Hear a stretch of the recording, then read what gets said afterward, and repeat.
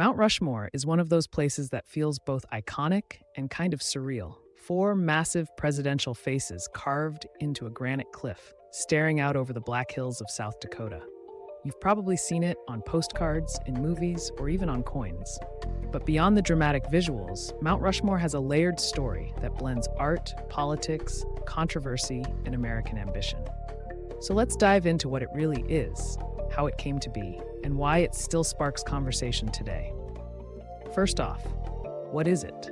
Mount Rushmore is a colossal sculpture featuring the faces of four U.S. presidents: George Washington, Thomas Jefferson, Theodore Roosevelt, and Abraham Lincoln. Each head is about 60 feet tall. To put that in perspective, that's roughly the height of a six-story building, just for the face. The whole project took 14 years to complete, from 1927 to 1941, and even then, it wasn't technically finished. More on that in a second.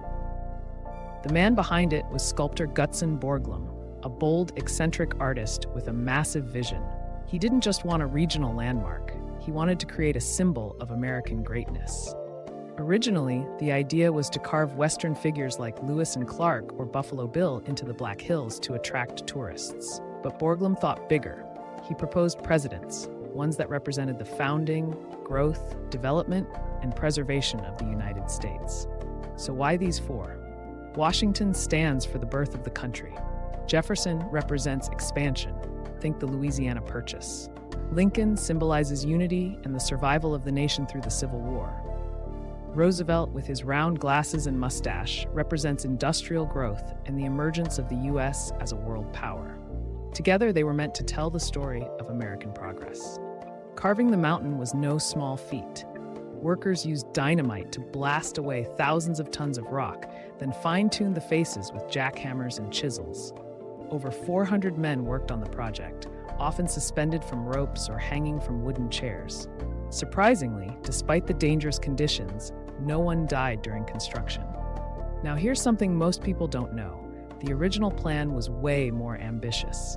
Borglum envisioned the presidents carved from head to waist, with a grand hall of records behind them, a hidden chamber to hold important American documents and history.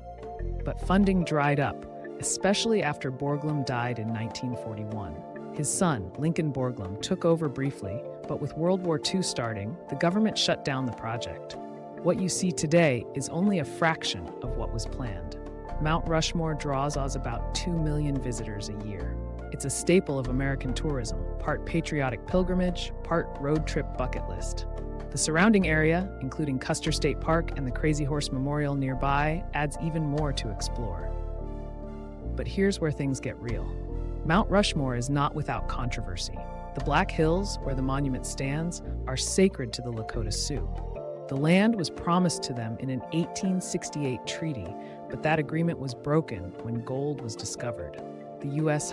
government seized the land, and to this day, the Lakota people view Mount Rushmore as a painful symbol of that betrayal. Some refer to it as the Shrine of Hypocrisy, a monument built on stolen land to honor leaders who didn't always honor native sovereignty. That tension is very real, and it's part of the larger conversation about monuments, history, and whose stories get told. Some activists have called for the monument to be returned to the Lakota, or at least for its history to be more fully acknowledged on site. Despite the controversy, Mount Rushmore remains one of the most recognizable symbols of the United States. It's been featured in everything from North by Northwest to National Treasure, and even spoofed in cartoons and video games. It's iconic, yes, but also complicated.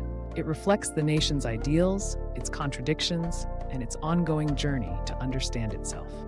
So the next time you see those four faces, immortalized in stone, larger than life, remember that they're more than just a tourist backdrop.